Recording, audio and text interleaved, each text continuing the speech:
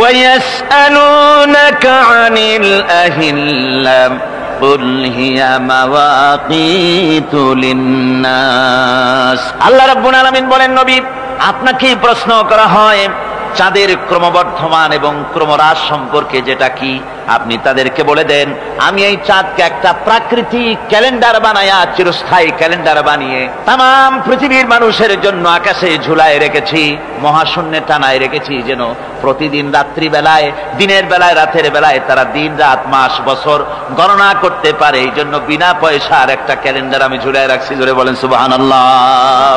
এমনি করে চাঁদ এবং সূর্যকে আমি সৃষ্টি করে দিই। আল্লাহ পাক বলেন, وَهُوَ الَّذِي جَعَلَ اللَّيْلَ وَالنَّهَارَ خِلْفَةً لِمَنْ أَرَادَ أَنْ يَذَّكَّرَ أَوْ أَرَادَ شُكُورًا।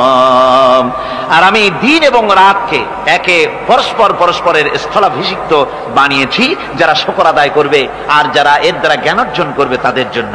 অর্থাৎ তারা এগুলি দেখে মনে করবে যে এগুলি খালি খালি না, এই যে রাত আসতেছে, দিন আসতেছে, দিন এবং রাত্রের এই যে পরিবর্তনটা, এর মধ্যে রয়েছে নিদর্শন। সূরা আলে ইমরানের মধ্যে আল্লাহ পাক বলেন, ইন্না ফি খালকিস সামাওয়াতি ওয়াল আরদি ওয়াখতিলাফিল লাইলি ওয়ান নাহার লাআয়াতিন লিউলিল আলবাব। যারা নিশ্চয়ই আমার এই সৃষ্টি রহস্য সম্পর্কে, দিন এবং রাতের পরিবর্তনের ব্যাপারে যারা চিন্তা করে, গবেষণা করে, তাদের জন্য আমি অনেক কিছু চিন্তার বিষয়ের মধ্যে রেখে দিয়েছি।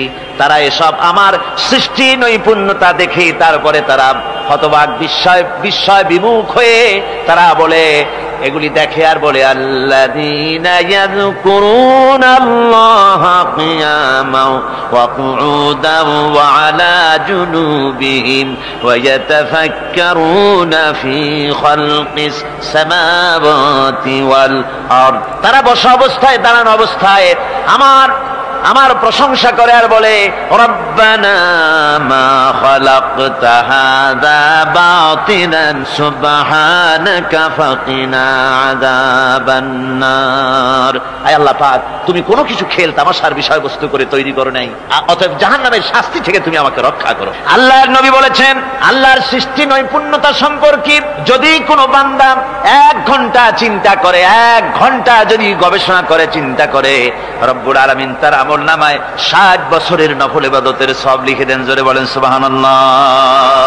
আল্লাহ পাক এই সমস্ত কথা বলে এখন ওই ফর্মুলা বলতেছেন যে আসলে আমার বান্দা হওয়ার জন্য, খাঁটি বান্দা হওয়ার জন্য তার কয়েকটি বৈশিষ্ট্য থাকতে হবে। আল্লাহ পাক এখানে 8টি বৈশিষ্ট্য বর্ণনা করেছেন।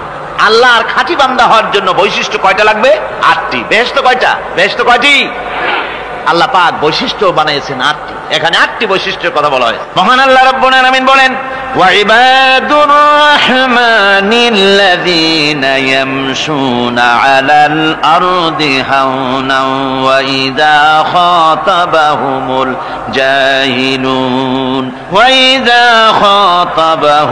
الجاهلون قالوا سلاما।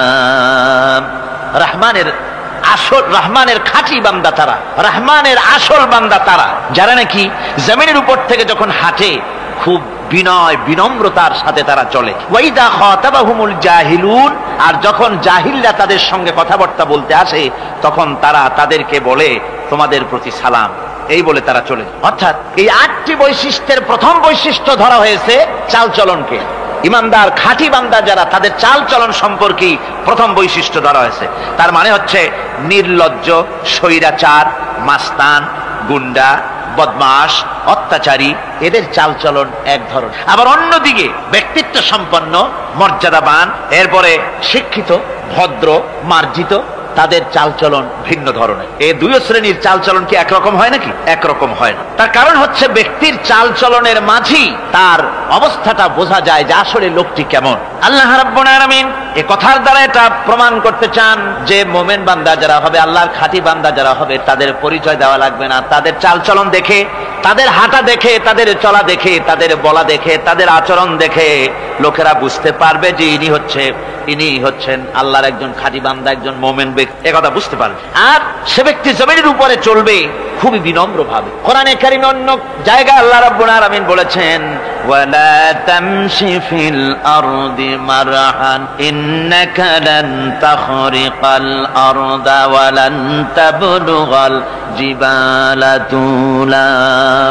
আমার জমিনের উপরে অহংকারের পদবরে হেঁটো না, আমার জমিনের উপরে অহংকার করে জমিনের উপরে হেঁটো না।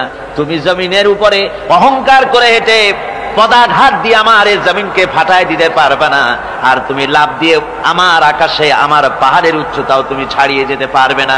অহংকার করে কেউ কি পায়ের আঘাত দিয়ে জমিনটাকে ফাটায় দিতে পারে? কি বলেন, পারবে? আর অহংকার করে লাভ দিয়ে পাহাড়ের উচ্চতাও কি কেউ ছাড়িয়ে দিতে পারবে? পারবে না। সুতরাং অহংকার, মোমেন ব্যক্তি যারা, তারা অহংকার করতে পারে না।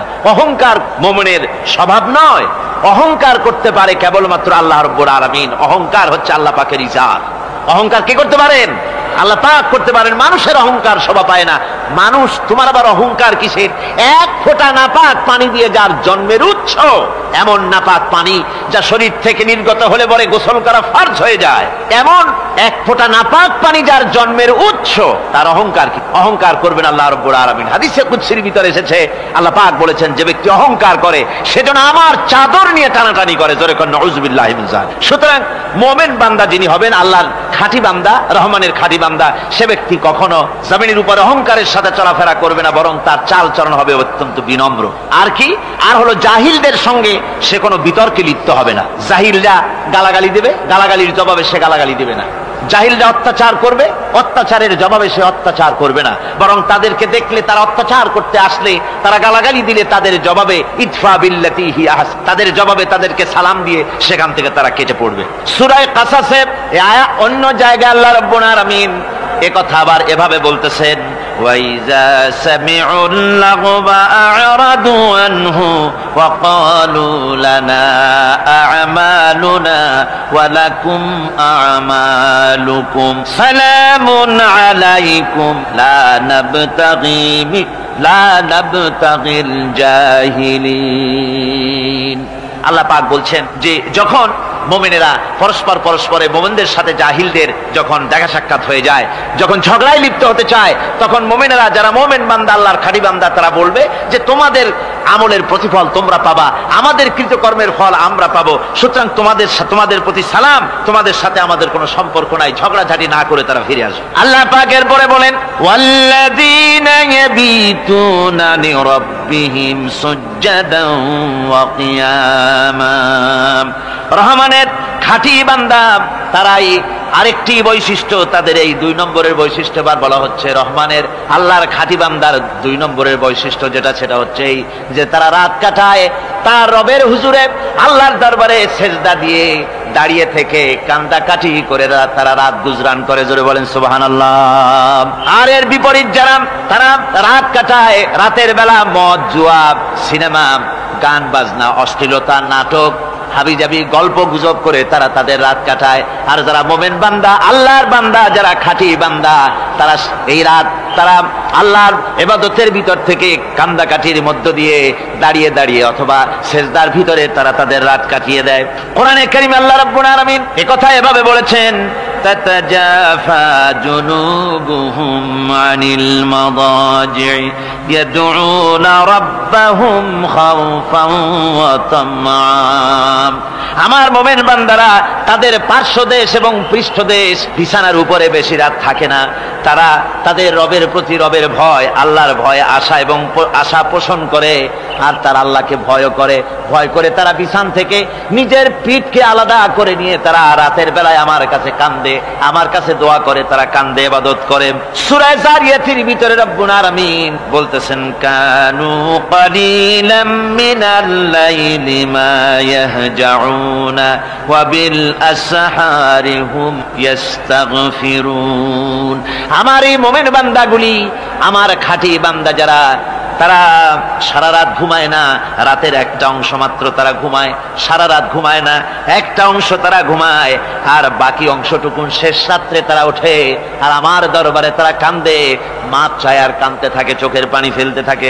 আল্লাহ রাব্বুল আলামিন শেষ রাত্রে প্রথম আকাশে আসেন, হাদিস শরীফে এসেছে প্রথম আকাশে আল্লাহ রাব্বুল আলামিন এসে দুনিয়ার মানুষকে ডাকেন, কে আছো গুনাহ করে জীবন বোঝাই করে ফেলেছো, নাফরমানি করেছো, গুনাহ করেছো, অথবা বিপদে পড়েছো, ঋণগ্রস্ত হয়ে পড়েছো, অসুবিধায় পড়েছো, মামলা মকদ্দমায় পড়েছো, আমার কাছে মাপ চাও, আমার কাছে সাহায্য চাও। এই সময় যে সমস্ত বান্দারা আরামের ঘুমকে হারাম করে আল্লাহর দরবারে কাঁদতে থাকে, তাহাজ্জুদের নামাজ আদায় করে যখন হাত তুলে কাঁদে, আল্লাহ পাক তখন এই দৃশ্য দেখে ফেরেশতাদের বলেন, ও আমার ফেরেশতারা, আমার ওই বান্দাগুলি কাঁদে কেন? সমস্ত মানুষ যখন ঘুমানো, এই বান্দাগুলি কাঁদে কেন বলো? ফেরেশতারা বলে, আল্লাহ তুমি তো ভালো করে জানো। ফেরেশতারা বলে, আল্লাহ পাক বলবেন, তবুও তোমাদের মুখ থেকে শুনতে চাই। ফেরেশতারা তখন বলবে, রব্বুল আলামিন তোমার বান্দা গুনাহ করেছে, জাহান্নামের ভয়তে তোমার কাছে কাঁদতেছে, তোমার ভয়তে কাঁদে, জাহান্নামের ভয়তে কাঁদে। আল্লাহ জিজ্ঞেস করেন, ফেরেশতারা ওরা যে আমার ভয়তে কাঁদে, ওরা কি আমারে দেখছে নাকি? ফেরেশতারা বলেন, না খোদা তোমারে দেখে নাই। আল্লাহ পাক বলেন, ওরা আমার যে জাহান্নামের ভয়তে কাঁদে, ওই জাহান্নাম তারা দেখেছে নাকি? ফেরেশতারা বলে, না আল্লাহ তোমার জাহান্নাম ওরা দেখে নাই, তোমার বেশ তো কিছুই দেখে নাই। আল্লাহ পাক বলেন, ও আমার ফেরেশতারা, এই বান্দাগুলি আমার দোজখ দেখে নাই, আমাকে দেখে নাই, হাসর মিজান সিরাত কিছুই দেখে নাই, শুধু কোরআনের কথা শুনে, আমার নবীর কথা শুনে, আমার কোরআনের কথা শুনে বিশ্বাস করে আরামের ঘুমকে হারাম করে কিভাবে কাঁদতেছে তাকায় দেখ। আমার রহমতের দরিয়ায় জোশ মেরে গেছে, তোরা সাক্ষী থেকে যা, আমার ওই ক্রন্দনরত বান্দাগুলিকে আমি আল্লাহ মাফ করে দিলাম। আমার ভাইয়েরা, আল্লাহ পাক বলেন, আম্মান হুয়া কানিতুন আনা আল-লাইলি সাজিদাও ওয়া কাইমা। আল্লাহ রাব্বুল আলামিন বলেন, সিজদার ভিতরে আর দাঁড়ানোর ভিতরে আমার এই বান্দাগুলি আখিরাতে আমার সঙ্গে দেখা করা লাগবে এই ভয়তে, জাহান্নামের ভয়তে তারা কাঁদে, এভাবে কাঁদতে থাকে। আর আল্লাহ পাক ওই সময় তাদের গুনাহ মাফ করতে থাকেন। কোরআনে কারীমের ভিতরে আল্লাহ পাক বলেন, সারা রাত ঘুমাতে আল্লাহ নিষেধ করেছেন, সারা রাত যেন ঘুমায়ো না, পাইকারি দরে ঘুমায়ো না, একটু জাগো। ওয়াজকুর ইসমা রাব্বিকা বুকরাতাও ওয়া আসীলা। সকাল এবং সন্ধ্যায় তোমার প্রভুর, তোমার রবের জিকির করো, স্মরণ করো। وَمِنَ اللَّيْلِ فَاسْجُدْ لَهُ وَسَبِّحْهُ لَيْلًا طَوِيلًا। তোমার রাতের বেলায় রাতের একটা অংশ সিজদায় অবনত হও, আর রাতের দীর্ঘ সময় ঘুমায় থেকো না, হয় একটা লম্বা সময় ঘুমাও, কিন্তু একটা অংশ রাখো যে সময় তুমি আমার দরবারে সিজদায় পড়ে যাবে, কাঁদবে। আমার বন্ধুগণ, রাতটা ওয়াজআলনাল লাইলা সুবাতা, আল্লাহ রাব্বুল আলামিন ওয়াজআলনা সুবাতা ওয়াজআলনান নাওমা সুবাতা ওয়াজআলনাল লাইলা লিবাসা, ঘুমকে বানায়ছেন আল্লাহ শান্তির বাহন, আর রাতকে করেছেন আচ্ছাদন। রাতকে কি করেছেন? আচ্ছাদন। রাতকে একটা পর্দা লাগিয়ে দিয়েছেন, রাতের পর্দা। যেহেতু প্রেম ভালোবাসা ঢোল পিটায় করা যায় না, ঢোল পিটায় প্রেম করা যায় যায় না, মানুষকে দেখায় দেখায় প্রেম ভালোবাসা করা যায় না। এটা হলো দুনিয়ার রীতিনীতি, দুনিয়ায় যেটা মানুষেরা করে। আসল সবচাইতে বড় ভালোবাসার পাত্র হলেন আল্লাহ, মাসুক হলেন আল্লাহ, আশেক হলো মানুষ। আশেক এবং মাসুকের ভিতরে প্রেম বিনিময় হবে, ভালোবাসার আদান প্রদান হবে, কথোপকথন হবে। এজন্য দিনের কোলাহলপূর্ণ অবস্থায় তা হয় না বলে রব্বুল আলামিন বলেন, আমি তোমাদের জন্য রাতকে একটা আচ্ছাদন, একটা পর্দা বানায় দিয়েছি। এই রাতের পর্দার ভিতরে থেকে আমারে ডাকো, আমাকে আমার কাছে তুমি আমাকে ডাকো, একটা লম্বা সময় নিয়ে আমাকে বলতে থাকো, আমাকে ডাকতে থাকো। আল্লাহ পাক তার নবীকেও বলেছেন, ইয়া আইয়ুহাল মুযাম্মিলু কুমিল লাইলা ইল্লা কালিলা। হে চাদর আচ্ছাদিত ব্যক্তি, রাত্রিকালে সালাতে দণ্ডায়মান থাকো, কিন্তু কম, সারা রাত জাগার দরকার নেই। একটা অংশ জাগো, যখন তুমি আমার জন্য কাঁদবে, আমার জন্য সিজদায় পড়ে থাকবে। রাসূল পাক সাল্লাল্লাহু আলাইহি সাল্লাম তাহাজ্জুদের নামাজি সিজদায় পড়ে থাকতেন, রাতে ঘন্টার পর ঘন্টা চলে যেতেছে। হযরত আয়েশা বলেন, আমি মনে করতাম সিজদায় এমন ভাবে রাসূল পড়েছেন আর ওঠেন না, আমার মনে হতো হুজুর বুঝি ইন্তেকাল করে গেছেন। আমি রাসূলের পায়ের আঙ্গুল ধরে আস্তে করে চাপ দিতাম, হুজুর তাতে একটু ব্যথা পেয়ে আঙ্গুল নাড়া দিতেন, তখন আমি মনে করতাম আল্লাহর নবী বিদায় হন নাই, বেঁচে আছেন। আবার কখনো দাঁড়িয়ে দাঁড়িয়ে নামাজের ভিতরে তেলাওয়াত করতে করতে রাত শেষ হয়ে যেত, আমার মনে হতো এই দাঁড়ানো থেকে হুজুর বুঝি আর রুকুতে যাবেন না। আবার যখন রুকুতে যেতেন মনে হতো এই রুকু থেকে আর বুঝি সেজদায় যাবেন না। আবার যখন সেজদায় যেতেন মনে হতো এই সেজদা থেকে রাসূল বুঝি আর উঠবেন না। সুবহানাল্লাহ। সাহাবায়ে কেরাম জিজ্ঞেস করতেন, হে রাসূল, হযরত আয়েশা জিজ্ঞেস করে, হে রাসূল, আপনি এত কাঁদেন কেন, এত ইবাদত করেন, এত রাত জাগেন? হযরত আয়েশা বলেছেন, আল্লাহর নবী দাঁড়িয়ে দাঁড়িয়ে তেলাওয়াত করতে করতে, দাঁড়িয়ে দাঁড়িয়ে নামাজ পড়তে পড়তে পাও মোবারক, কদম মোবারক এমন ভাবে ফুলে যেত, সকাল বেলায় জুতার মধ্যে পাও ঢুকতো না। সুবহানাল্লাহ। এইভাবে রাসূল পাক কষ্ট করতেন। জিজ্ঞাসা করতে এত ইবাদত কেন করেন? আপনার তো আগের পিছের সমস্ত গুনাহ আল্লাহ মাফ করেছেন, কোনো গুনাহ আপনার নাই, তবু আল্লাহ বলে দিয়েছেন নবী আপনার আগের পিছের সব মাফ, তারপরেও এত কাঁদেন কেন? আল্লাহর নবী বলেছেন, ও সাহাবীরা, আমার স্ত্রীরা, শোনো, আমি কি আমার বান্দার, আমি আমার আল্লাহর শুকরগুজারকারী বান্দায় কি আমি পরিণত হব না? যে আল্লাহ আমাকে এত নিয়ামত দিয়েছেন, আমি কি সেই আল্লাহর শুকরগুজার হব না? রাসূলুল্লাহ ভাবে কাঁদতেন। সুতরাং প্রত্যেকটি মুসলমানকে রাতের বেলায় আল্লাহর দরবারে হাত তুলে কাঁদতে হবে, মোনাজাত করতে হবে, রব্বুল আলামিন, যে গুনাহ করেছি, আমি যত গুনাহ করেছি, আমাকে তুমি নেয়ামত যা দিয়েছো, এই নেয়ামত তুমি না দিলেও পারতে, তুমি দয়া করে দিয়েছো। এভাবে যদি মানুষ কান্দে, আল্লাহ এই অপরাধ করেছি, অপরাধের কথা যদি স্মরণ করে আর কাঁদতে থাকে, আল্লাহ রব্বুল আলামিনের রহমত তার উপরে তখন পড়তে থাকে। আর এই তাহাজ্জুদ, গভীর রাতের কান্দাকাটি, এই জন্য আল্লাহ পাক বলেন, এর আসল ব্যাপারটা হলো ইন্না নাশিআতাল লাইলি হিয়া আশাদ্দু ওয়াতআন ওয়া আকওয়ামু কিলা। আসল ব্যাপার হলো এই প্রকৃতপক্ষে রাতের বেলায় যে নামাজটা হয়, শয্যা ত্যাগ করে মানুষ যে নামাজ পড়তে দাঁড়ায়, এতে করে তার আত্মসংযমের ট্রেনিং হয়ে যায়, আল্লাহর সঙ্গে মহব্বত কায়েম হয়ে যায়। ইসলামী আন্দোলনের বিজয়ের জন্য কর্মীদের এটা সবচাইতে বড় ওষুধ। শুধু হরতালের প্রোগ্রাম দিয়া, শুধু মিছিলের প্রোগ্রাম দিয়া ইসলামী আন্দোলন বিজয় কোনো কালে হয় নাই, আর হবেও না। এজন্য আন্দোলন যারা করে তাদেরকে গভীর রাত্রে উঠতে হয়, নফল রোজা রাখতে হয়, আর গভীর রাত্রে তেলাওয়াত করতে হয়, কাঁদতে হয় আল্লাহর কাছে, তা না হলে আন্দোলনের বিজয় হওয়া সম্ভব নয়। আমার বন্ধুগণ, আমরা জেনেছি ইতিহাসে আছে, লাল সালু একটা বই পড়ানো হয়, কলেজে পড়ানো হয়, আপনারা নাম শোনেন নাই? এই বইটা আমাকে একজন প্রফেসর এই চট্টগ্রামের আমাকে দেখতে দিলেন, আমি দেখলাম তার মধ্যে তিনি ইসলামের ব্যাপারে এত বিদ্বেষ ছড়িয়েছেন। এক জায়গায় তিনি লিখতে গিয়ে লিখেছেন, আমি পড়লাম, নিজে পড়েছি, যে দেশে যত যত টুপি দেখা যায়, জমিনে এত শস্য হয় না। এদেশে এই মোষ দাড়ি গোপ ওঠার আগেই কোরআন শরীফ হেফজ করা সারা, অথচ জমিনে শস্য নাই। জমিনের শস্য আর কোরআন শরীফ পড়ার সাথে তুলনা করে উপহাস করেছে রীতিমতো। একটা দুশ্চরিত্র খলনায়ককে দিয়ে সেখানে কোরআন হাদিসকে বিকৃত করার অপচেষ্টা চালানো হয়েছে। এরকম একটা নিকৃষ্ট বইকে তারা স্কুলে এবং কলেজে সেখানে পড়াশোনার ব্যবস্থা করে দিয়েছে। আর ইসলামের ব্যাপারে যদি কেউ গাইল দিতে পারে, তাহলে সে বইটাকে খুব সুনাম সুখ্যাতি করে বাজারে ছড়াবার চেষ্টা করা হয়, ঠিক কিনা কর? যে কবি, ওই আগেই বলেছি, যে কবি ইসলামের গাইল দিতে পারবে সে সবচাইতে বড় কবি। যে সাহিত্যিক ইসলামকে খোসা দিয়া, কোরআনকে খোসা দিয়া কথা লিখতে পারবে, সে হলো শ্রেষ্ঠ সাহিত্যিক, ঠিক কিনা কর? আর এই খ্রিস্টান জগৎ, ইহুদি জগৎ, তারা ইসলামকে আর মুসলমানদেরকে গালাগালি করার জন্য সব সময় মুসলমান নামের কুলাঙ্গারদেরকে বেছে নেয়। যেমন নবুয়াতের উপরে হামলা চালাতে হবে, সেজন্য এই পৃথিবীর নিকৃষ্ট কাফের গোলাম মোহাম্মদ কাদিয়ানির মতো একটা নিকৃষ্ট কাফেরকে তারা বেছে নিয়েছে, জোরে কর নাউজুবিল্লাহ। তার নাম একটা মুসলমানই নাম। আবার আমাদের দেশে আল্লাহকে, রসুলকে গালি দিতে হবে, দাউদ হায়দারের মতো একটা জাহান্নামের কীটকে তারা বেছে নিয়েছে মুসলমান নামে। আবার রাসূলকে গালি দিতে হবে, হযরত আয়েশা সিদ্দিকা রাদিয়াল্লাহু তাআলা আনহাকে গালি দিতে হবে, সেজন্য মুসলমান নামের কলঙ্ক সালমান রুশদি নামক এক শয়তানকে এই ইহুদিরা বেছে নিয়েছে, ঠিক কিনা কর?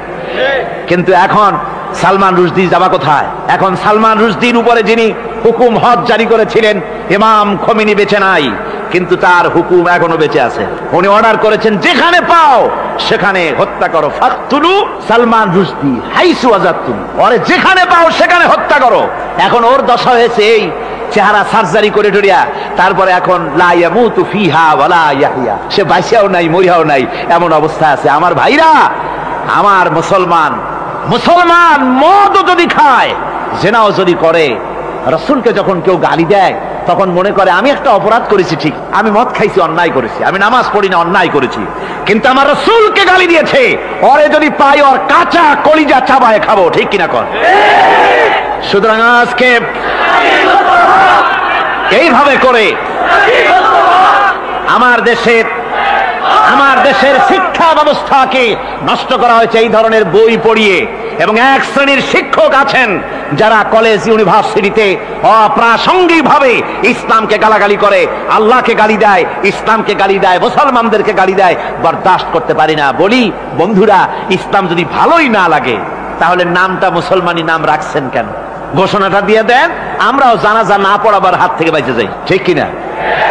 সুতরাং এরা ওই জায়গায় বসে আছে আমাদের সন্তানদের মস্তিষ্ককে বিকৃত করার জন্য। আল্লাহ রাব্বুল আলামিন বলেন এভাবে করে, ওয়াল্লাযীনা লা ইয়াদউনা মা'আল্লাহি ইলাহান আখারা ওয়া লা ইয়াকতুলুনান নাফসাল্লাতী হারামাল্লাহু ইল্লা বিল হক। তারা হত্যা থেকে বিরত থাকে, মানুষকে হত্যা করে না। ওয়া মান ওয়ালা ইয়াজনুন, আর তারা ব্যভিচার করে না, জিনা ব্যভিচার করে না। জিনা ব্যভিচার সম্পর্কে কোরআন শরীফ বলছে, ওয়ালা তাকরাবুজ জিনা ইন্নাহু কানা ফাহিশাতান ওয়া সাআ সাবিলা।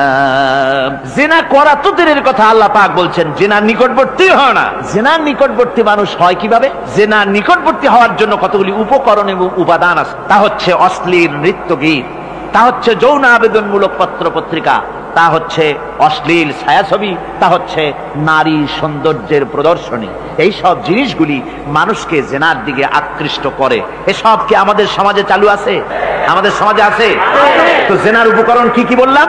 জেনার উপকরণ হচ্ছে সহশিক্ষা, জেনার উপকরণ হচ্ছে নারীর সৌন্দর্য প্রদর্শনী, জেনার উপকরণ হচ্ছে অশ্লীল পত্র পত্রিকা এবং অশ্লীল ছায়াছবি।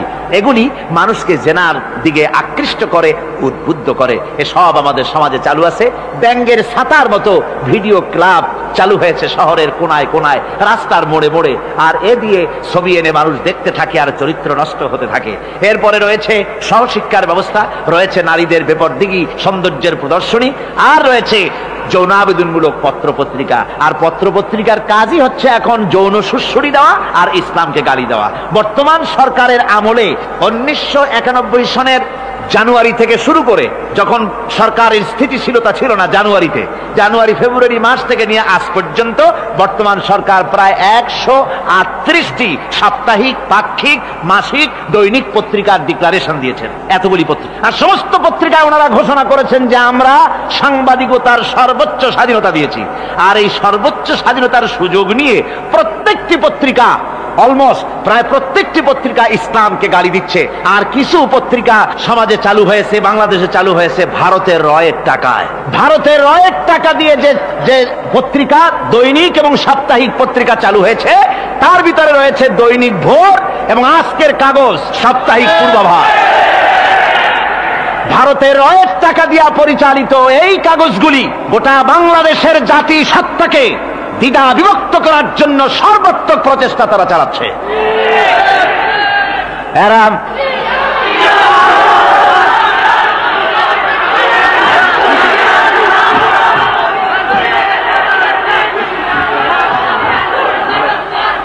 আমার বন্ধুগণ, এ ধরনের একটানা প্রয়োজন হলে সব নাম আমরা তুলে ধরবো।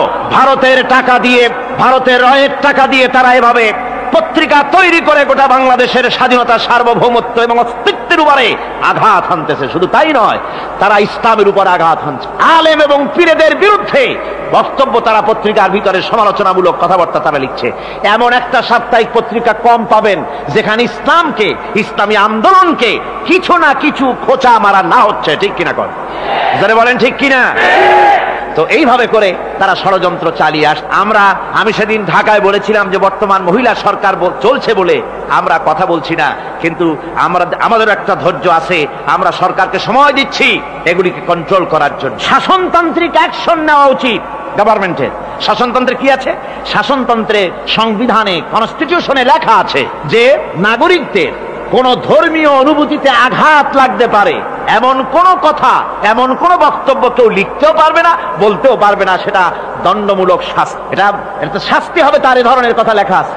এটা লেখা থাকা সত্ত্বেও যারা ইসলামের বিরুদ্ধে কথা বলে, পত্রিকার মাধ্যমে যারা এগুলি লেখে, এগুলির বিরুদ্ধে গভর্নমেন্টের হাত দিতে, অ্যাকশন নিতে অসুবিধা কোথায়?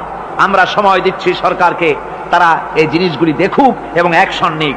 যদি তা না হয় তাহলে জনগণের তো ইসলামের, এদেশের মুসলমান বৃহত্তর জনসংখ্যা, জনগোষ্ঠী হচ্ছে মুসলমান, ইসলামের বিরুদ্ধে, তার আল্লাহর বিরুদ্ধে, রাসূলের বিরুদ্ধে, মুসলমানদের সবচাইতে প্রিয় জিনিসগুলির বিরুদ্ধে কেউ যদি কথা বলে, মুসলমানেরা তা বেশি দিন বরদাস্ত করবে না।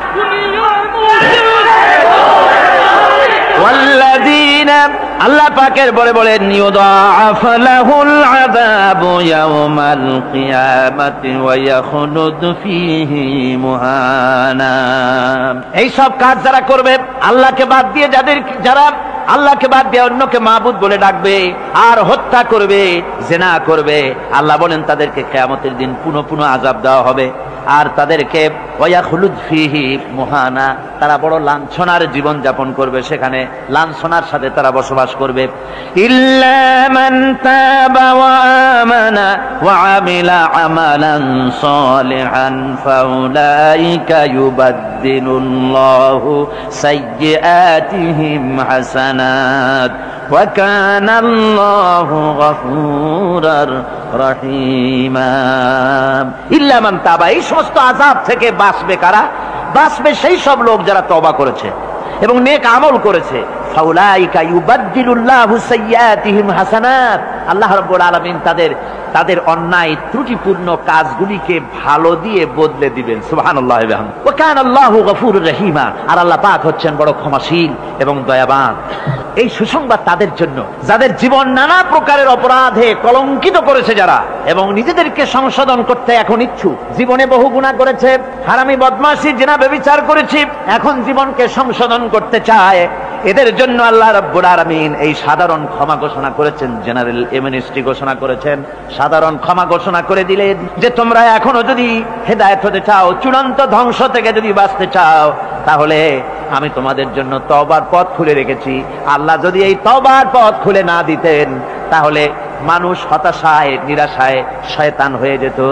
তার মানে আরো পাপ করত। যখন আর কোনো গুনাহ যখন মাফই হবে না, তখন আর কি করা যায়? আরো বেশি পাপের মধ্যে লিপ্ত হয়ে যায়। আমার ভাইরা, আল্লাহ রাব্বুল আলামিন মানুষের জন্য তওবা করার জন্য, গুনাহ মাফের জন্য দরজা খুলে রেখেছে। ইবনে জারীর তাবারীর একটি বর্ণনা এসেছে, হযরত আবু হুরায়রা রাদিয়াল্লাহু তাআলা আনহু তিনি বলছেন যে আমি ইশার নামাজ পড়ে মসজিদে নববী থেকে ইশার নামাজ পড়ে ঘরে আসতেছিলাম। ঘরে আসার সময় দেখি আমার দরজার কাছে একজন মহিলা দাঁড়ান। সে আমাকে সালাম বলল, আমি তাকে তার সালামের জবাব দিয়ে ঘরের মধ্যে প্রবেশ করলাম। কিছুক্ষণ পরে ওই মহিলা দরজায় নক করলেন। আমি দরজা খুলে জিজ্ঞেস করলাম কি চাও? তিনি বললেন যে আমি শয়তানের ওয়াসওয়াসায় পড়ে জিনা করেছি এবং এই জিনা করার পর আমি গর্ভবতী হয়েছি, এরপরে একটা সন্তান হয়েছে, আমি সেই সন্তানকেও মেরে ফেলে দিয়েছি। এখন আমার বাঁচার পথ, আমার এখন এই গুনাহ মাফ হওয়ার পথ। হযরত আবু হুরায়রা রাদিয়াল্লাহু তাআলা আনহু বলছেন যে অসম্ভব, তোমার এই গুনাহ মাফ হবে। মহিলা তখন যাওয়ার সময় কাঁদতে কাঁদতে কপালে আঘাত করতে করতে যাচ্ছিল যে আরে শরীরের এই রূপ, এই যৌবন, এই সৌন্দর্য কি তৈরি হয়েছিল জাহান্নামের আগুনে জ্বলার জন্য?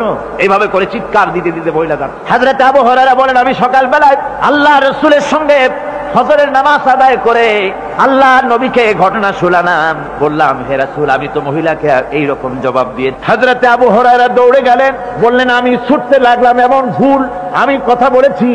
মহিলা তো হতাশ হয়ে গিয়েছে। তিনি খুঁজতে খুঁজতে মহিলাকে পেয়ে গেলেন, যে বললেন ও মহিলা, আল্লাহর হাবিব তোমার সম্পর্কে এই কথা বলেছেন, তুমি যদি তওবা করো আল্লাহ রাব্বুল আলামিন তোমাকে মাফ করে দিবেন, আর তোমার দোষ ত্রুটিগুলির বিনিময় আল্লাহ তোমাকে নেক দিয়ে বদলায় দিবেন, তোমাকে আল্লাহ মাফ করবেন। মহিলা শোনা মাত্র আল্লাহু আকবার বলে চিৎকার মেরে সিজদায় পড়ে গেলেন। তিনি প্রাণ ভরে কাঁদলেন আর বললেন আল্লাহ তোমার দরবারে শুকরিয়া আদায় করি যে আমার মতো গুনাহগারের জন্য তুমি যে তওবার দরজা খোলা রেখেছো। তিনি তার নিজের দাসীকে এবং তার বাচ্চাকে, কৃত দাসীকে আল্লাহর শকরার্থে মুক্ত করে দিলেন। আমার ভাইয়েরা, এভাবে করে যারা নাকি আল্লাহর দরবারে যারা এভাবে মাপ চায়, আল্লাহ পাক তাদেরকে মাফ করে দিবেন। তওবা করার জন্য রব্বুল আলামিন পথ খুলে রেখে দিয়েছেন। আবার অন্য হাদিসে এসেছে হযরতে রাসূল পাক সাল্লাল্লাহু আলাইহি ওয়াসাল্লামের কাছে এক বৃদ্ধ এসে বলেছিলেন, হে আল্লাহর নবী, আমি যত গুনাহ করেছি সমস্ত গুনাহ যদি দুনিয়ার মানুষেরকে ভাগ করে দেওয়া হয় তাহলে একযোগে সব মানুষকে তা ডুবাইয়া ছাড়বে, এত গুনাহ আমি করেছি। এমন কোন গুনাহ নাই যে আমি করি নাই। হে আল্লাহ রাসূল, আমার এই গুনাহ মাফ হবে নাকি? আল্লাহর নবী বলেন, তুমি কি মুসলমান হয়েছো?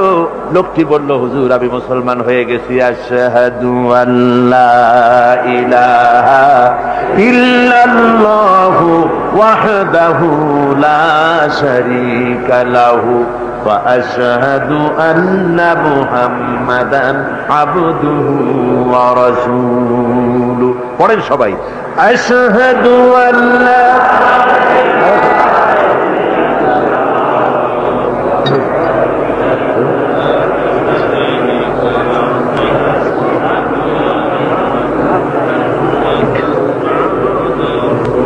ওই লোকটি যখন কলেমা পড়লেন, বললেন আমি মুসলমান হয়েছি।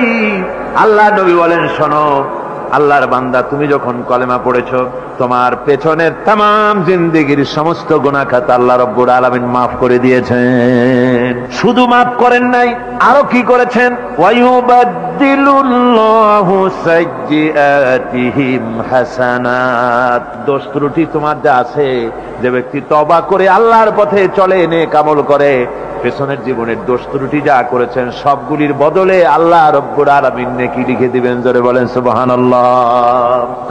তার মানে হচ্ছে জীবনে যত অপরাধ করেছিল তওবা করে যখন ভালো কাজ করবে আর পেছনের কথাগুলি যখন মনে করবে গভীর রাত্রে, আল্লাহ আমি এই ধরনের পাপ করেছিলাম, চুরি করেছি, ডাকাতি করেছি, জেনা করেছি, মদ খেয়েছি, মিথ্যা কথা বলেছি, এই সব কথা বলে যত অনুশোচনা করবে আর অনুতপ্ত হবে, চোখ দিয়া যত পানি পড়বে, নতুন নতুন করে তার আমল নামে আল্লাহ নেকি লিখতে থাকবেন। জোরে বলেন সুবহানাল্লাহ। রব্বুল আলামিন তার বান্দাকে এত ভালোবাসেন, একজন সাহাবী কতগুলি পাখির বাচ্চা নিয়ে রাসূলের কাছে হাজির হয়েছেন। আল্লাহ নবী বলেন, এই পাখির বাচ্চাগুলি আনলা কেন? সাহাবী বলেন, হুজুর এই পাখির বাসাটা ভেঙে গিয়েছিল, বাচ্চাগুলি যখন ধরলাম ওর মা আমার মাথার উপরে ঠোকরাতে লাগলো, সে নিজের জীবনের মায়াকে উপেক্ষা করে বাচ্চাগুলিকে হেফাজত করার জন্য আমার উপরে ঝাঁপিয়ে পড়লো। আমি নিয়ে এসেছি এখানে, এই দেখুন ঘরের মধ্যে ঢুকেছে, এখানে ওই পাখিটা এসেছে। আমি রাসূলকে দেখাতে এলাম প্রাণী জগতে মায়ের সন্তানের প্রতি কত মায়া, সেটা দেখাতে এলাম। আল্লাহর নবী বলেন, ও সাহাবী, প্রাণী জগতে সন্তানের প্রতি মায়ের কতটুকু মহব্বত তুমি তাই আমাকে দেখাতে এসেছো। শোনো, এই প্রাণী জগতে সন্তানের প্রতি মায়ের যত মহব্বত তার চাইতে লক্ষ কোটি গুণে বেশি মহব্বত বান্দার প্রতি আল্লাহ রব্বুল আলামিনের। মহব্বতকে, করুণাকে, রহমতকে, ভালোবাসাকে 100 ভাগ করা হয়েছে। 100 ভাগ করে 99 ভাগ আল্লাহ নিজের কাছে রেখেছেন, আর একটা ভাগ তামাম পৃথিবীর প্রাণী জগতে আল্লাহ ছড়াই দিয়েছেন। একটা ভাগ দিয়েছেন সারা দুনিয়ায় প্রাণী জগৎ, সেই একটা ভাগে এই শত সহস্র কোটি প্রাণীর মধ্যে যেটুকুন আমরা পাইছি, এতটুকুন মহব্বতে সন্তানের জন্য কলিজায়, সন্তানের কোনো অকল্যাণ হলে কলিজায় পানি থাকে না, সন্তানের কোনো অসুবিধা হলে বা মা বাপের কষ্ট হলে বা কারো কোনো কষ্ট হলে আমরা এই ধরনের আমাদের অবস্থা সৃষ্টি হয়ে যায়। এক ভাগ তামাম পৃথিবীর সমস্ত প্রাণী জগতে ছড়ায় দেওয়ার পর আমাদের অবস্থা যদি এই হয়, তাহলে 99 ভাগ রহমত যার কাছে, বান্দার প্রতি তার মহব্বত কতখানি। আমার বন্ধুগণ, রাসূল পাক সাল্লাল্লাহু আলাইহি ওয়াসাল্লাম বলেছেন, ও সাহাবীরা, একজন লোক উটের পৃষ্ঠে যাচ্ছিল কোথাও, উটের পৃষ্ঠে তার খাবার আছে, পানিও আছে, যেতে যেতে মরুদ্যানের মধ্যে সে বিশ্রাম করলো। ঘুমের থেকে জেগে দেখে উট নাই, খাবার নাই, পানিও নাই, বড় লোকটা কেমন পেরেশান হয়। সাহাবীরা বলেন, হুজুর উট হচ্ছে মরুভূমির জাহাজ, উট হারায় গেছে, টাকা পয়সা যা ছিল, খাদ্য খাবার ছিল, সব চলে গেছে, এর থেকে পেরেশানি তো আর কিছুই হয় না। হুজুর বলেন, লোকটা খানিকক্ষণ চিন্তা ভাবনা করতে করতে কিছুক্ষণ পর দেখলো উট ফিরে এসেছে, সমস্ত টাকা তার ওই খাদ্য আর পানিও নিয়ে হাজির হয়ে গেছে। বলো কেমন খুশি হয়? হুজুর, হযরত সাহাবীরা বলেন, হুজুর এর থেকে খুশি আর কি হতে পারে, লোকটার দিল তো ভরে যাবে। আল্লাহর নবী বলেন, ওগো সাহাবীরা, কোন বান্দা যদি আল্লাহর থেকে নাফরমান হয়ে যায়, নামাজ ছেড়ে দেয়, জিনা ব্যভিচার বদমাশি নাফরমানিতে যদি যখন লিপ্ত হয়ে যায়, উঠারা ব্যক্তি উট পাওয়ার জন্য যেমন পেরেশানি বোধ করে, আল্লাহ রাব্বুল আলামিন তার ওই নাফরমান বান্দার জন্য, আল্লাহ রাব্বুল আলামিন ফিরে আসার জন্য আল্লাহ রাব্বুল আলামিন চান। বান্দা যখন, নাফরমান বান্দা নিজের গুনাহ বুঝতে পেরে যখন সেজদায় পড়ে গিয়া কান্দে, রব্বুল আলামিন আমার গুনাহ মাফ করে দাও, এইভাবে যখন কাঁদতে থাকে, রব্বুল আলামিন, আল্লাহর হাবিব বলেন, উঠারা ব্যক্তি উঠ পেরে পড়ে ওই ব্যক্তি যত খুশি হন, কোন নাফরমান বান্দা যখন সিজদায় পড়ে যায়, আল্লাহ রাব্বুল আলামিন এর চাইতে লক্ষ কোটি গুণে বেশি খুশি হয়ে যান। আল্লাহ পাক হচ্ছেন রহমান রহিম, গাফুরুর রহিম। পৃথিবীতে এমন কে আছে আপনি আমাকে বলেন, এমন কে আছে অপরাধ করবে না আর সে বলবে আয় তোরে মাফ করে দেই? বলেন এরকম আছে নাকি? কেউ বলেন আছে? এমনকি বাপ মা ছেলে অন্যায় করেছে, বাপ মার দিল চায় ছেলেটা যদি মাপ চাইতো বড্ড ভালো হতো, ওর সাথে প্রাণ ভরে কথা বলতাম, বুকের সাথে জড়িয়ে নিতাম, কিন্তু মুখ খুলে বলে না যে অপরাধ করেছিস মাপ চাইয়া যা, এরকম বলে। মাও বলে না, বাপেও বলে না। কিন্তু একমাত্র মহান সত্য রব্বুল আলামিন, বান্দা যখন গুনাহ করে আল্লাহ ডাকে, বান্দারে গুনাহ করেছিস ফিরে আয়, আমি তোরে মাফ করে দেব। গুনাহ করেছিস ফিরে আয়, জিনা করেছিস ফিরে আয়, মদ খেয়েছিস ফিরে আয়, মানুষ হত্যা করেছিস ফিরে আয়, কুফরি করেছিস ফিরে আয়, আগুন পূজা করেছিস ফিরে আয়, মাটি পূজা করেছিস, সূর্য পূজা করেছিস, যা করেছিস না কেন ফিরে আয়, আমাকে ডাক দে, আমি তোর জিন্দেগির গুনাহ আমি আল্লাহ মাফ করে দেব। এই জন্য আল্লাহ রাব্বুল আলামিনকে যখন কোন বান্দা একবার ডাকে দিল থেকে, কলিজা থেকে, একটা ডাক যদি দেয় আল্লাহ, হাজার ডাকের তুলনায় একটা ডাক আল্লাহ, কলিজা থেকে ডাক। এই ডাকটা কোথা থেকে? কলিজা থেকে। দিল সে जुबात निकलती है, असर रखती है, पर नहीं मगर ताकते परवाज रखती है। অন্তর থেকে যে কথা বেরোয় তা প্রভাব বিস্তার করে। কলিজা থেকে যদি কেউ ডাক দেয় আল্লাহ, কলিজার একটা ডাক আলাদা না? বলেন আলাদা কিনা? কলিজা থেকে ডাক, বলেন না সবাই আল্লাহ। কলিজা থেকে একটা ডাক যদি কেউ ভাবে আল্লাহকে ডাক দেয় আল্লাহ, আল্লাহ রাব্বুল আলামিন বান্দা যখন একবার ডাক দেয় আল্লাহ তখন 70 বার লাব্বাইক বলেন, 70 বার সাড়া দিয়া বলে বান্দা কি চাও, আমি তোর কাছে হাজির, কি চাস বল, আমার আমি মাফ করে দেব। সুতরাং আল্লাহ রাব্বুল আলামিন বলছেন আমার কাছে ক্ষমা চাও, মাফ চাও, আমার কাছে মাফ চাও, যত মাফ চাইবে আমি মাফ করে দেব। পৃথিবীতে এমন কেউ নাই যার কাছে বেশি চাইলে তিনি খুশি হবেন। আল্লাহ রাব্বুল আলামিন এমন এক সত্তা যার কাছে যত বেশি চাওয়া যাবে তিনি তত বেশি খুশি হবেন। হর হমেশা দেনে কো वो तैयार है, जो न मांगे उससे वो बेजार है। যত বেশি চাওয়া যায় আল্লাহর কাছে আল্লাহ তত খুশি হন, আর যে ব্যক্তি চায় না আল্লাহর কাছে আল্লাহ তার উপরে বেজার হয়ে যান। ওয়ামান তাবা ওয়া আমিলা সালিহান ফাইন্নাহু ইয়াতুবু ইলাল্লাহি মাতাবা। আর যারা তওবা করে, নেক আমল করে, তার আল্লাহর দিকে ফিরে আসে, যেমনটি তার আশা উচিত তেমন ভাবে সে আল্লাহর কাছে ফিরে আসে, তার মানে হলো তওবা মাফ, তওবা কবুল করার জন্য, গুনাহ মাফ করার জন্য পৃথিবীতে কেউ নাই। আছে কেউ? গুনাহ কি কেউ মাফ করতে পারে? দুনিয়ায় কেউ পারে? আকাশে কেউ পারে? আল্লাহ ছাড়া কেউ গুনাহ মাফ করতে পারে? যদি মানুষ তওবা করে, রব্বুল আলামিন বলেন সে এমন ভাবে তওবা করে আল্লাহর কাছে ফিরে এসেছে যেখানেই তার আসা উচিত, এই জায়গা ছাড়া আর তার কোনো যাওয়ার জায়গা নাই। সুতরাং সে জায়গা মতো এসেছে, অনুতপ্ত এবং অনুশোচনা করেছে। আল্লাহ পাক এ ধরনের অনুতপ্তকারী, অনুশোচনাকারীকে রব্বুল আলামিন ক্ষমা করে দিয়ে থাকেন। ওয়াল্লাযীনা লা ইয়াশহাদুনা আয-যুর ওয়া ইযা মাররু বিল-লাগবি মাররু কিরামা। আর যারা মিথ্যার সাক্ষ্য হয় না, রহমানের বান্দা তারা যারা মিথ্যার সাক্ষ্য হয় না, এটা হচ্ছে ষষ্ঠ বৈশিষ্ট্য। আর তারা কোনো অনর্থক, কোনো নিরর্থক কোনো কাজ যদি দেখে, ঘটনা দেখে, সেখান থেকে তারা শরীফ মানুষের মতো, একেবারে নিতান্ত ভদ্র মানুষের মতো সেখান থেকে কেটে পড়ে। গান বাজনা হচ্ছে, নাটক হচ্ছে, অশ্লীলতা হচ্ছে, গালাগালি হচ্ছে, অনর্থক কোনো কাজ হচ্ছে, নিরর্থক কোনো অনুষ্ঠান কিছু একটা হচ্ছে, ওখান থেকে একটা ভদ্রলোকের মতো, যেমন কোনো দুর্গন্ধময় জায়গা থেকে মানুষ যখন যায় নাকে রুমাল দিয়ে আস্তে করে সেখান থেকে পাশ কেটে চলে যায়, ঠিক কিনা? ঠিক ওইভাবে করে আল্লাহ পাক বলছেন আমার মুমিন বান্দারা এই ধরনের কোনো অনর্থক, নিরর্থক যে কাজের মধ্যে কোনো পরকাল নাই, আল্লাহ নাই, দুনিয়ার মানুষের স্বার্থ নাই, দেশের স্বার্থ নাই, রাষ্ট্রের স্বার্থ নাই, জনগণের স্বার্থ নাই, এই ধরনের সমস্ত গাল গপ্প, নাটক, উপহাস, এই ধরনের মজা, এই ধরনের অনুষ্ঠান যখন দেখে আমার মুমিন বান্দারা সেখানে দাঁড়ায় না।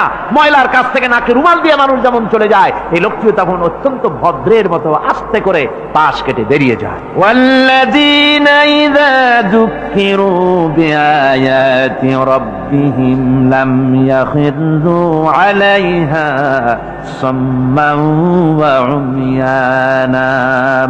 আর আমার বান্দাদের 7 নম্বরের, রহমানের বান্দা, খাঁটি বান্দা যারা, তাদের 7 নম্বরের বৈশিষ্ট্য হচ্ছে এই যে ওই সমস্ত বান্দারা তাদের কাছে যখন আমার আয়াতকে শোনানো হয়, আমার কোরআন তেলাওয়াত করে আমার আয়াত পড়ে যখন নসিহত শোনানো হয়, তখন তারা বোবার মতো বধিরের মতো বসে থাকে না।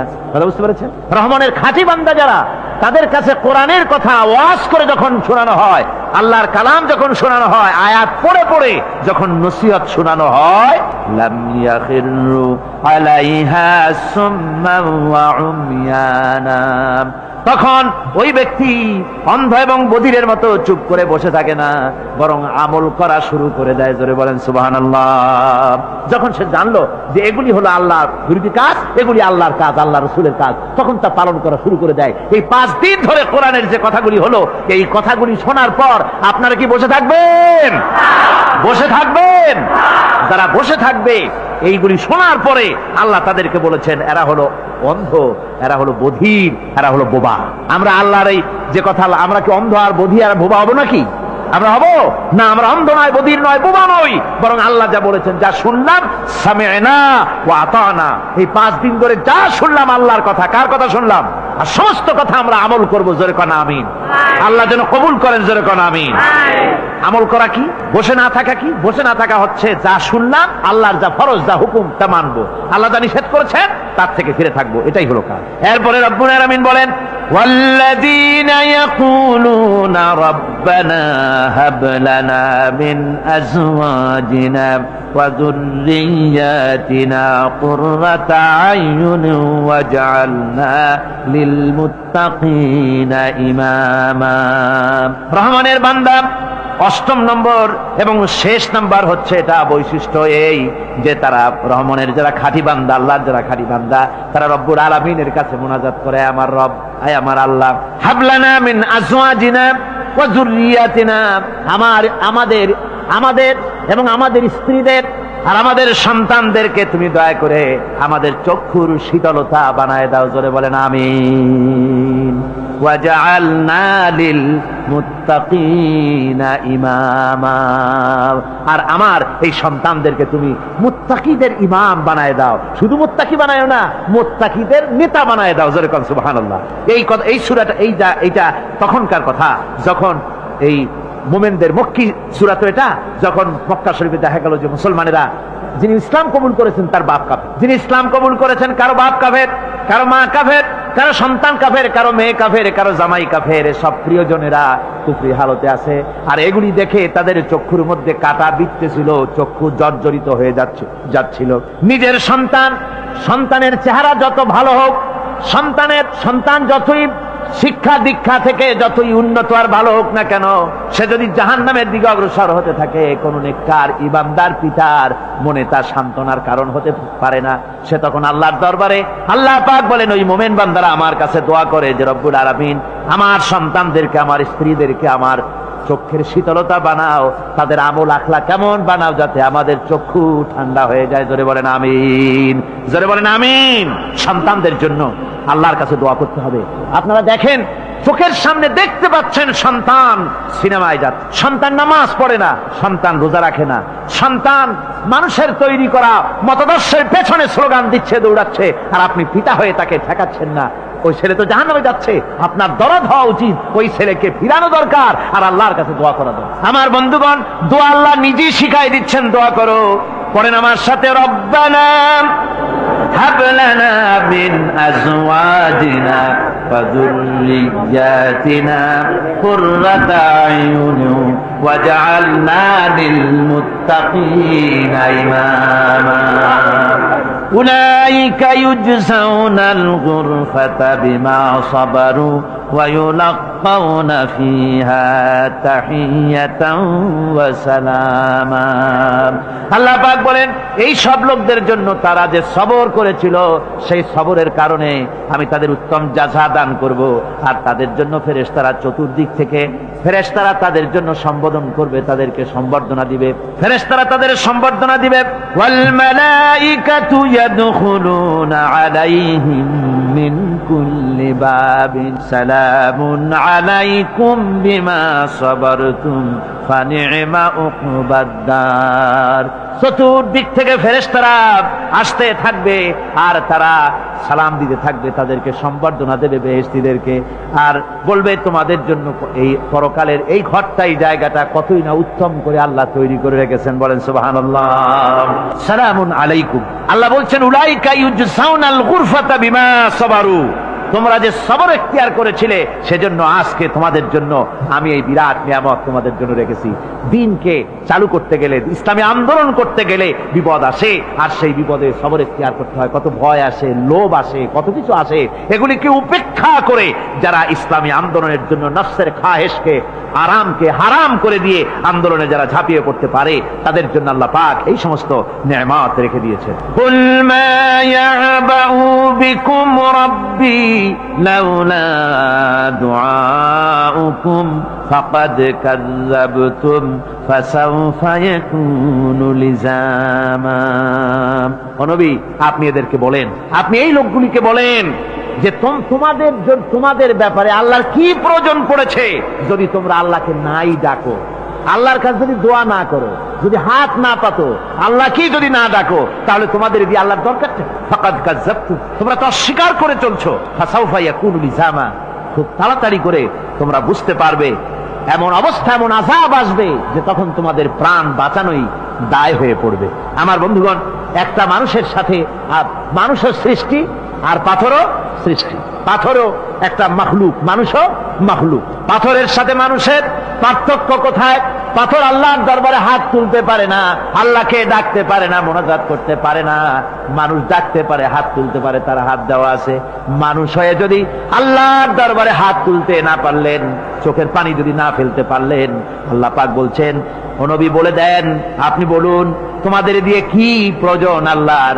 লাউলা দুআউকুম, তোমরা যদি সেই আল্লাহকে যদি না ডাকো, যদি তার কাছে হাত না তোলো, তাহলে তোমাদের দিয়ে আল্লাহর দরকারটা কি? তোমাদেরকে রব্বুল আলামিন তৃণখণ্ডের মতো উড়িয়ে দিবেন, কোন মর্যাদা থাকবে না আল্লাহর কাছে।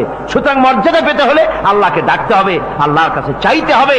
এভাবে করে আল্লাহ পাক তার বান্দাদেরকে নির্দেশ করছেন। আমার বন্ধুগণ, এই মোট 8টি বৈশিষ্ট্য ইসলামের আপনার মোমেন বান্দাদের জন্য, রহমানের খাঁটি বান্দাদের জন্য এই 8টি বৈশিষ্ট্য আল্লাহ পাক দান করেছেন। এই 8টি বৈশিষ্ট্য যেন আল্লাহ পাক আমাদের মধ্যে দান করে দেন। জোরে বলেন আমিন, আরো জোরে বলেন আমিন। 8টি বৈশিষ্ট্যের জন্য আল্লাহ পাক বেহেশত রেখেছেন। 8টি বেহেশত কয়টি? এই 8টি বেহেশতের দরওয়াজা আল্লাহ যেন আমাদের জন্য কিয়ামতে খুলে দেন। জোরে কোন আমিন। আমার ভাইরা, আল্লাহ রাব্বুল আলামিন এই কোরআন যে নাজিল করেছিলেন, এই কোরআন দিয়ে এই ধরনের নৈতিক গুণে গুণান্বিত একটা জনসমষ্টি তৈরি করেছিলেন আল্লাহর হাবিব জনাবে মুহাম্মদ রাসূলুল্লাহ সাল্লাল্লাহু আলাইহি ওয়াসাল্লাম। আর সেই জনসমষ্টি দিয়ে রাসূল পাক সাল্লাল্লাহু আলাইহি ওয়াসাল্লাম একটি ইসলামী কল্যাণমূলক রাষ্ট্র তৈরি করেছিলেন। রাসূলুল্লাহ কি করেছিলেন? একটা রাষ্ট্র। এই যা বললাম, এই 5 দিন ধরে যা বললাম, এই সব গুণাবলী দিয়ে, এই সব বৈশিষ্ট্য দিয়ে রাসূলুল্লাহ একটা জনগোষ্ঠী তৈরি করেছিলেন। সেই জনগোষ্ঠী নিয়ে মক্কি জিন্দেগি থেকে রাসূলুল্লাহ মদিনায় আসতেন, আর মদিনায় এসে রাসূলুল্লাহ এখন রাষ্ট্রপ্রধান হয়ে গেলেন। কি হয়ে গেলেন? রাষ্ট্রপ্রধান, প্রেসিডেন্ট হয়ে গেলেন। রাসূলুল্লাহ আজকে প্রেসিডেন্ট, রাষ্ট্র হলো, আর কোরআন দিলেন সংবিধান হিসাবে, শাসনতন্ত্র হিসাবে। আল্লাহর নবী বললেন, আজকে আমি দেশবাসীকে এমন একটা কনস্টিটিউশন, এমন একটি সংবিধান দেশবাসীকে আমি দিলাম, যেই সংবিধানের বদৌলতে সমাজে আর চুরি থাকবে না, ডাকাতি থাকবে না, জেনা থাকবে না, ব্যভিচার থাকবে না। এর বদৌলতে মানুষ এখন দরজা খুলে ঘুমাতে পারবে, আর কোনো অশান্তি থাকবে না, চুরি হবে না, ডাকাতি হবে না, নারী ধর্ষণ হবে না, হত্যা হবে না, আরামের জমিন হয়ে যাবে, আর মানুষ শান্তিতে বসবাস করতে পারবে। হুজুর বললেন, খায়রুল কুরুনি কারনি, সর্বশ্রেষ্ঠ যুগ হচ্ছে আমার যুগ। আমার বন্ধুগণ, কোরআনের সমাজই ছিল পৃথিবীর সর্বশ্রেষ্ঠ সমাজ। সেই সমাজ ব্যবস্থাকে আমরা ভুলে গিয়েছি। আজকে সমাজতন্ত্র ব্যর্থ হলো কেন? কমিউনিজম ব্যর্থ হলো কেন? ব্যর্থ হওয়ার একমাত্র কারণ হলো তারা মানুষকে খেতে দিতে পারে নাই, পড়তে দিতে পারে নাই। পুঁজিবাদও ব্যর্থ, সমাজতন্ত্র ব্যর্থ। আসলে ওরা বলেছে আমরা সবাইকে সমান করে দেব, খাইতে দেব, পড়তে দেব, কাপড় দেব, চোপড় দেব, ওষুধ দেব, তোমাদের মৌলিক অধিকার, মৌলিক প্রয়োজন মিটাবো, এগুলি সব তারা বলেছে, কিন্তু মৌলিক প্রয়োজন মিটাতে পারে নাই। 70 বছর যেতে পারল না, বিদায় হয়ে গিয়েছে। মৌলিক প্রয়োজন মিটাতে পারে শুধুমাত্র কোরআন। কে মিটাতে পারে? জোরে বলেন, কে পারে? কোরআন পারে মানুষের মৌলিক প্রয়োজন মিটাতে। তাই এই কোরআনে কারীমকে আল্লাহ রাব্বুল আলামিন অবতীর্ণ করলেন, আর কোরআন দিয়ে রাসূল পাক সাল্লাল্লাহু আলাইহি ওয়াসাল্লাম একটা সমাজ তৈরি করলেন, এমন সমাজ যেখানে রাষ্ট্রপ্রধানের পেট ফুলে উঠলো না খাইয়া, রাষ্ট্রপ্রধানের বিরাট বিল্ডিং উঠলো না, বিদেশে টাকা জমা হলো না। আজকে আমরা দেখি পৃথিবীতে কত জায়গায় রাষ্ট্রপ্রধান নিজের ছেলেবেলে নাই, হাওলাত করা ছেলে একটা, তাও যদি এত টাকা পয়সা বিদেশে জমা করে, তাহলে মানুষেরা মন্তব্য করে যদি নিজের ছেলে থাকতো তাহলে তো গোটা বাংলাদেশ বিদেশি ব্যাংকে জমা দিয়ে দিত। ইসলাম পৃথিবীতে এসেছে মানুষকে এমন এক শান্তির বিধান দিতে। রাষ্ট্রপ্রধান মুহাম্মদ রাসূলুল্লাহ সাল্লাল্লাহু আলাইহি ওয়াসাল্লাম মানুষ খাবার পেয়েছে, দরজা খুলে ঘুমাবার সুযোগ পেয়েছে। আজ হযরত আবু হুরায়রা রাদিয়াল্লাহু তাআলা আনহু বলেন, আমি রাসূলুল্লাহর কাছে গেলাম, হুজুরকে গিয়ে সালাম করলাম। আল্লাহর নবী সালামের জবাব দিলেন, কিন্তু দেখতে পেলাম মুখ নড়ে, আওয়াজ বেরোলো না। কারণ কি? কাছে গিয়ে দেখি নবীজি ক্ষুধার যন্ত্রণায় কথা বলতেছেন, আওয়াজ বেরোতেছে না। এত ক্ষুধা লেগেছে আল্লাহর নবীর। 2-4 দিন চলে গেছে, খাবার নাই। রাসূলুল্লাহ সমস্ত গনিমতের মাল, যাকাত সদকার মালগুলি, খাদ্য দ্রব্যগুলি দুহাতে বিতরণ করেছেন। নিজের পেটে খাবার নাই, মানুষকে দিতেছেন। দিতে দিতে এশার নামাজ পড়ে নবীজি ঘরের মধ্যে প্রবেশ করে হযরত আয়েশা সিদ্দিকা রাদিয়াল্লাহু তাআলা আনহাকে ডেকে বলেন, আয়েশা রে, সারাদিন কষ্ট করেছি, দারুণ ক্ষুধা লেগেছে, তাড়াতাড়ি করে কিছু খাবার আমারে এনে দাও। হযরত আয়েশা হুজুরের ক্ষুধার্ত শ্রান্ত ক্লান্ত চেহারার দিকে তাকাইয়া হযরত আয়েশা কেঁদে ফেলেছেন। হযরত মা আয়েশা কাঁদেন আর বলেন, ইয়া রাসূলুল্লাহ, আল্লাহর নামের কসম করে বলি,